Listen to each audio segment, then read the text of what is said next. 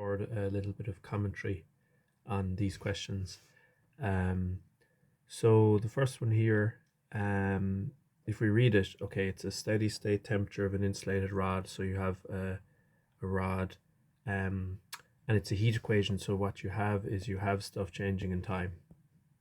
So what it means is the rod should have some initial temperature, and there's heat sources on the left and the right, and as they heat up, as heat is transferred from them into the rod, assuming the initial temperature of the rod is lower, and it is, the initial temperature of the rod is 0, we should see the temperature of the rod increase up and go towards equilibrium. And this question is actually only looking for the equilibrium temperature. So what happens to the temperature as time goes to infinity? So if as time goes to infinity, it goes to steady state, the second derivative goes to 0. The derivative of temperature with respect to time goes to 0, and that means that this second derivative goes to 0 as well. And things with a second derivative of 0 are lines. So the temperature goes through a straight line. Now it's 20 on the left. Now how do I know that? So the first thing here is distance, and the second thing is time. So the distance of 0, that means the left of the rod, the temperature is 20. And then it says, it's probably a little bit of a typo really. This is the span of the rod. It's in other words, it's a length of 10. So at 10, it's equal to 100. So x equal to 10, temperature is 100. X equal to 0, temperature is equal to 20. All you have to do is get the equation of that line. You can do whatever you want, but to me, it's easier to do y equal to mx plus c. So do rise over run, the temperature goes from 20 to 100, so that's a rise of 80. The run is 10, 80 over 10 is 8, and the c is where it cuts at 20. So you get that the steady state temperature is 8x plus 20. Okay, another question here. Similar setup. Then the question, it's just a little theory question. What's the condition on lambda that ensures that you have a convergence and stability? Now you will be basically asked this question. For stability, now what that means is as time goes to infinity, the solutions don't go to infinity. They should be going to steady state. And if you want that, you get lambda less than a half. But what happens if lambda is less than a half and bigger than a quarter, while your solutions will go to steady state, so basically your initials, your very initial temperature is good, after a while your temperature is good, but the temperatures in the middle aren't good. They aren't good approximations. And the temperatures in the middle between the initial and the steady state are the transient, and you want them to be good as well. And for good transient, you want lambda less than a quarter. Okay, now this, I would have gone through this carefully in a number of videos.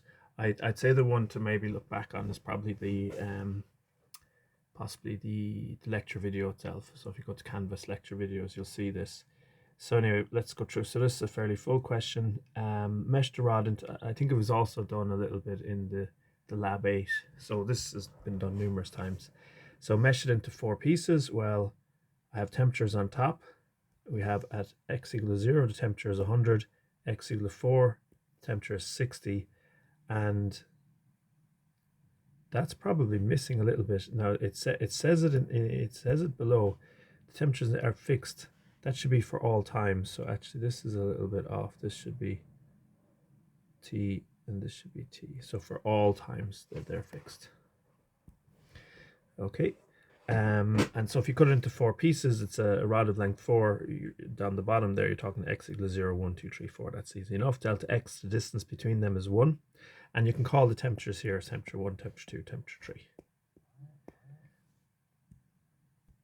Now the big ticket thing here is to write the temperature, the next temperature. So like this down here is the rod at some particular time. That's why it just says T1, T2, T3, T4. We want to write down, approximate the heat equation using finite differences, and to do it in such a way that you can write so this L plus 1 means next in time, in terms of temperatures at the previous times. If you look at them, they're all L's. So that's what we want to do. So how you do this is you set up the following grid here. Now this represents the current one, the circled one, is one of those temperatures, temperature 1, temperature 2, temperature 3. They all have two neighbors. And then what you have, this represents the rod at the next time. Like, it's not fully drawn, but like it should be like that. But we only use this, and what we'll end up doing is finding this next temperature in terms of these three. And that's what our job is going to be. We have on the bottom, if you move along the bottom, left and right, this is moving with respect to x, and the other direction is moving with respect to time. So that's what all those little red things are saying. So you've got the next temperature with respect to x, the previous temperature with respect to x, you have the current, that's current both in distance and time, and then you've got the next temperature with respect to time, because we're using this and this to rewrite respectively this and this. Okay, so if we do that, we'll end up with this thing down below. So here you have next respect to distance, previous respect to distance, and then next respect to time. And that's really what we're interested in. So we solve this equation as so. What's question C all about? Find the transient state. So we have to use this formula twice, basically, is what this is asking for. Because how do I know that? Because it says using find what's going on at time 0.2, which is 2 time steps. So we know the initial temperature, that should be, that's here. So this is a time equal to 0. The temperature is 0. So the initial temperature of the rod is 0. That's going to heat up. And we can calculate the next temperatures using this formula here. Okay. Now the lambda, that'll be, if you put in the delta x got from your picture is 1, and the delta t I think was 0.1. So lambda is this, and that it's good that that's less than a quarter. So we use this formula twice. These temperatures are all the previous temperatures. So this is using the formula. Well, these are all the previous temperatures. There's no like current or anything like that. They're all previous temperatures. And we've done that a few times now. And that's a time equal to 0.1, and then iterate again. So you'll see these 2, 0, 1.2, 2, 0, 2, 0, 1.2, 2, 0, 1.2. The 100 and the 60 are the boundary temperatures. Okay. So that's that. And then question D, find the limit as time goes to infinity. That's the same thing above. Find the steady state. It's just a straight line going from 100 to 60. Find the equation of that.